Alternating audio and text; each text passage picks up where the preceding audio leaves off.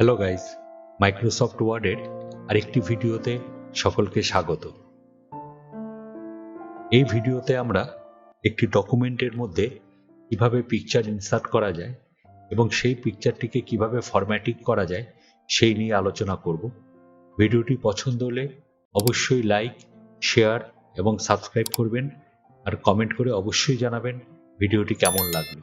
তাহলে চলুন শুরু করা যাক আজকের এই ভিডিওটি। মাইক্রোসফট ওয়ার্ডের মধ্যে কিভাবে পিকচার ইনসার্ট করা যায়। প্রথমেই আমরা ইনসার্ট ট্যাবে ক্লিক করলাম। এবার চলে আসি আমরা এখান থেকে ইলাস্ট্রেশনস গ্রুপে। ইলাস্ট্রেশনস গ্রুপের আন্ডারে প্রথমে আমরা এখান থেকে চলে আসি পিকচারে। পিকচারের মাধ্যম দিয়ে আমরা যে কোনো পিকচার আমরা আমাদের ডকুমেন্টের মধ্যে নিয়ে আসতে পারি, ইনসার্ট পিকচার করতে পারি। এই পিকচারে ক্লিক করলে আমরা এখান থেকে যদি আমাদের কম্পিউটারের মধ্যে সেভ করা কোনো পিকচার নিতে চাই, তাহলে এখান থেকে আমাকে যেতে হবে দিস ডিভাইসে। সেখান থেকে যেখানে ছবি আছে সেরকম জায়গায় যেতে হবে, যেখানে মনে করা যাক আমরা এখানে পিকচার্সের আন্ডারে গেলাম, পিকচার্স ফোল্ডারের আন্ডারে।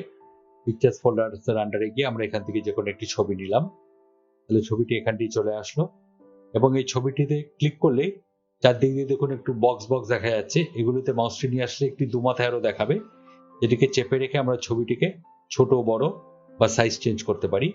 এবং ছবিটিতে ক্লিক করলে এখানে পিকচার ফরম্যাট বলে একটি মেনু চলে আসবে বা একটি ট্যাব চলে আসবে এবং পিকচারটির বাইরে ক্লিক করলে অটোমেটিক দেখুন এই ট্যাবটি চলে যাচ্ছে। আবার পিকচারটার মধ্যে ক্লিক করলে এই ট্যাবটি চলে আসবে। এটা দিয়ে আমরা পিকচারের ওপর বিভিন্ন মডিফিকেশন বা বিভিন্ন স্টাইল অ্যাপ্লাই করতে পারি। যেরকম প্রথমত আমরা যদি এখান থেকে আসি, রিমুভ ব্যাকগ্রাউন্ডে ক্লিক করি, তাহলে পেছন দিক থেকে দেখুন ব্যাকগ্রাউন্ডটি চলে গেল, খালি এই ছবিটি দেখাচ্ছে, ব্যাকগ্রাউন্ডটি আবছা হয়ে গেল। যদি এখান থেকে বলি কিপ চেঞ্জেস, তাহলে রেখে দেবে, চেঞ্জেসটি এখানটা এরকম ভাবে সেভ হয়ে থাকবে। আর যদি বলি ডিসকার্ড অল চেঞ্জেস, তাহলে এটি আবার আগের জায়গায় ব্যাক করে চলে আসবে। নেক্সট আছে হলো কারেকশন। কারেকশনের মাধ্যম দিয়ে আমরা এখান থেকে ছবিটির শার্পনেস বাড়াতে কমাতে পারি। ছবিটির ব্রাইটনেস দেখুন, মাউসটিকে আমি এর উপর দিয়ে নাড়াচ্ছি, ছবিটির ব্রাইটনেস বাড়বে কমবে, ব্রাইটনেস এবং কন্ট্রাস্ট এই দুটি বাড়বে কমবে। কালারের উপরে আমরা বিভিন্ন কালার দিতে পারি, যেরকম কালার স্যাচুরেশন, এখান থেকে আমরা কালার বাড়াতে কমাতে পারি, স্যাচুরেশন বাড়াতে কমাতে পারি। দেখুন মাউসটিকে নিয়ে গেলে এখানটা এফেক্টটি দেখা যাচ্ছে। এটা দিয়ে কালার টিউন করতে পারি, এটা দিয়ে রিকালার করতে পারি। মনে করা যাক আমি এগুলোকে ব্ল্যাক অ্যান্ড হোয়াইটে নিতে চাই, তাহলে এটি ব্ল্যাক অ্যান্ড হোয়াইট অবস্থায় চলে আসবে, বা এটা ওয়াটার কালার আন্ডারে চলে আসবে। আরও যদি ভ্যারিয়েশন চাই, তাহলে এখান থেকে মোর ভ্যারিয়েশনস করে আরও এখান থেকে বিভিন্ন কালার স্টাইল নিতে পারি কালারের উপর। সেট ট্রান্সপারেন্ট কালারে যদি আমরা ক্লিক করি, তাহলে এখান থেকে ক্লিক করলে দেখুন যেখানটা আমি ক্লিক করলাম সেট ট্রান্সপারেন্ট কালারে, সেখানটা থেকে রংটি উঠে গেল। আবার আন্ডু করলে এটি আবার আগের জায়গায় ব্যাক করে চলে আসবে। এখানে আর্টিস্টিক এফেক্ট যেটি আছে, এখানে বিভিন্ন ধরনের আর্টিস্টিক এফেক্ট আমি দিতে পারি।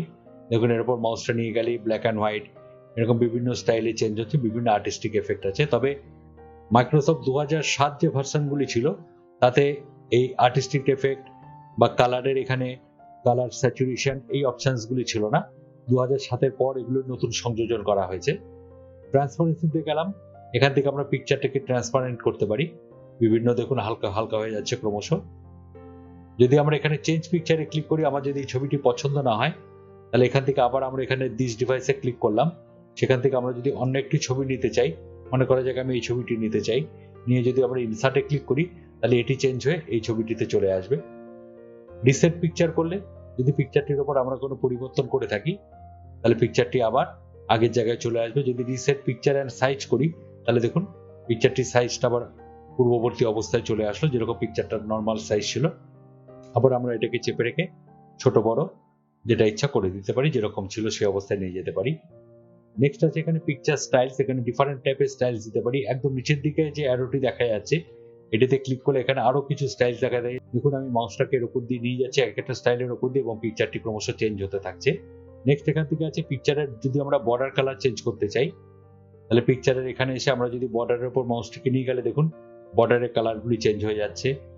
যদি বলি নো আউটলাইন, তাহলে সাইডে কোনো আউটলাইন থাকবে না।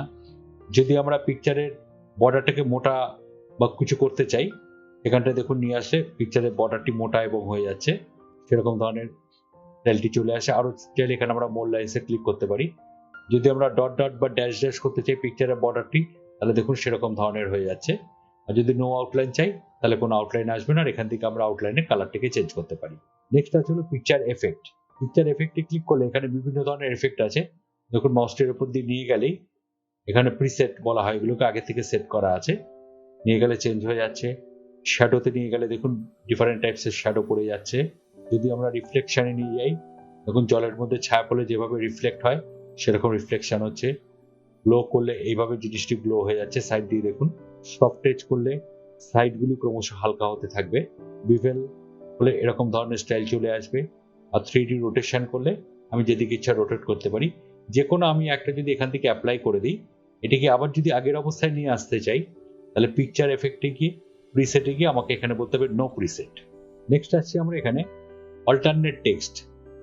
অল্টারনেট টেক্সট কি? পিকচারটির সম্বন্ধে কোনো কিছু যদি আমি লিখতে চাই, তাহলে এখানে অল্টারনেট টেক্সট হিসেবে আমরা সেটিকে লিখে রাখতে পারি। এখানে আমরা নর্মাল কিছু টাইপ আউট করে নিলাম। ধরা যাক এই যে এখানে যে টাইপ আউট করা আছে, তাহলে যেখানে আমি পিকচারটিকে আনবো সেখানে ক্লিক করলাম, করে একই পন্থা আমরা এখানে ইনসার্টে গিয়ে পিকচারে গেলাম, পিকচারে গিয়ে দিস ডিভাইসে গেলাম, সেখান থেকে আমরা ছবিটিকে নিলাম। তো ছবিটিকে আমরা সাইজে একটু ছোট করে নিচ্ছি, তাহলে বুঝতে সুবিধা হবে। এবার আমরা যদি চাই এই যে লেখাগুলি ছবিটির 4 সাইড দিয়ে আসবে, এটুকে বলা হয় টেক্সট র্যাপিং। যেরকম এখানে র্যাপ টেক্সট বলে একটি অপশন আছে, আমরা যদি এখানে ক্লিক করি, যদি আমরা এখানে বলি স্কোয়ার, তাহলে দেখুন লেখাটি 4 সাইড দিয়ে চলে আসে। টাইট বলে আরেকটু গায়ে গায়ে চলে আসবে। টু বললে চারদিক দিয়ে, টপ অ্যান্ড বটম যেরকম ছিল। বিহাইন্ড টেক্সট দেখুন ছবিটি চলে যাচ্ছে লেখার পিছনে। ইন ফ্রন্ট অফ টেক্সট করলে লেখার সামনে চলে আসে। আর আমরা যদি নিজেদের মতন না করে আমরা যদি এখান থেকে নিই, তাহলে আমাদের এখানে পজিশনে ক্লিক করতে হবে। এটা হলো পেজের একদম ওপরের বাঁ দিকে চলে যাবে। এটা হলো ওপরের মাঝখানে, এটা ওপরের ডান দিকে। এটা হলো নিচের ডান দিকে, এটা নিচের মাঝখানে, এটা নিচের বাঁ দিকে, এটা মাঝখানের বাঁ দিকে, এটা একদম পেজের মিডিলে, এটা হলো মাঝখানের ডান দিকে। এটা হলো সেট করাই আছে। এইভাবে আমরা পিকচারটিকে করতে পারি। আর নিজেদের মতো করতে গেলে আমাদের তখন র্যাপ টেক্সট অপশনে ক্লিক করতে হবে। যদি আমরা পিকচারটিকে ক্রপ করতে চাই, ক্রপ মিনস আমরা যে অংশটি আমার দরকার নেই পিকচারটির থেকে, সেটিকে যদি আমি বাদ দিতে চাই, তখন আমাদের এখানে ক্রপ অপশনে ক্লিক করতে হবে। ক্রপ অপশনে ক্লিক করলে এখানে দেখুন একটু চেঞ্জ হয়ে গেছে সাইডগুলো। এখানটা মাউসটি নিয়ে আসলে মাউসটি এরকম চেঞ্জ হয়ে যাবে। যে অংশটি দরকার নেই আমি যদি সেটিকে চেপে রেখে ছোট করে দিই, দিয়ে আবার যদি আমরা এখানে ক্রপ অপশনে ক্লিক করি, তাহলে দেখুন পিকচারটির যে অংশটি বাদ দিয়েছি সেটি বাদ হয়ে গেছে। আবার যদি সেটিকে ব্যাক করে আনতে চাই, তাহলে আমরা এখানে ক্রপে গিয়ে ক্লিক করে আবার এটিকে টেনে আমরা যদি আগের জায়গায় নিয়ে চলে আসি, তাহলে আবার এটি যে পজিশনে ছিল সেই পজিশন সেরকম জায়গায় আবার ব্যাক করে চলে আসবে। আমরা যেরকম পাশের যে গোল বা স্কোয়ার বক্সগুলি আছে, এগুলো দিয়ে যেরকম আমরা পিকচারটিকে ছোট বড় করতে পারি, সেটাকে না করেও আমরা এখান থেকে হাইট আর উইথ এই দুটোকে চেঞ্জ করেও আমরা পিকচারটিকে ছোট বড় করতে পারি। যেরকম আমরা যদি এখানে উইথটাকে একটু বাড়াতে চাই, দেখুন উইথটি বাড়ছে, এখানে আপ অ্যারোতে ক্লিক করলে, আবার ডাউন অ্যারোতে ক্লিক করলে কমছে। তবে সাধারণত বেশিরভাগই আমরা এইভাবে মাউস দিয়ে এটাকে চেপে রেখে ছোট বড় করে থাকি। এরপর পিকচারটিকে যদি আমরা রোটেট করতে চাই, যেরকম তখন এই রোটেট অপশনে ক্লিক করতে হবে। এটা দিলে ডান দিকে 90 ডিগ্রি ঘুরে যাবে, এটা দিলে বাঁ দিকে 90 ডিগ্রি ঘুরবে। ফ্লিপ হরিজন্টাল যে কথাটি রয়েছে সেটা মানে হলো আয়নায় দেখলে যেমন লাগে, দেখুন আয়নায় দেখলে যেরকম লাগবে ঠিক সেরকম হয়ে গেল। আর ফ্লিপ ভার্টিক্যাল মানে পুরো উল্টে যাবে ছবিটি। এটি হলো রোটেট অপশনের কাজ। সিলেকশন পেন দিয়ে আমরা পিকচারটিকে সিলেক্ট করতে পারি। যে পিকচারটি আমি সিলেক্ট করতে চাই শো অল করলে সবকটি পিকচার্স দেখাবে। সেরকমই আমরা যদি পিকচারটি মুছে ফেলতে চাই, তাহলে এখান থেকে ডিলিট কিতে প্রেস করতে হবে, তাহলে পিকচারটি মুছে যাবে। এই গেল ইনসার্টের পিকচার অপশনের মধ্যে যে কাজগুলি ছিল সেইগুলি। তাহলে চলুন বন্ধুরা, আজকের ভিডিওটি আমরা এখানেই শেষ করছি। ভিডিওটি পছন্দ হলে অবশ্যই লাইক, শেয়ার এবং সাবস্ক্রাইব করবেন এবং বেল আইকনটি প্রেস করবেন। আর কমেন্ট করতে অবশ্যই ভুলবেন না। ধন্যবাদ।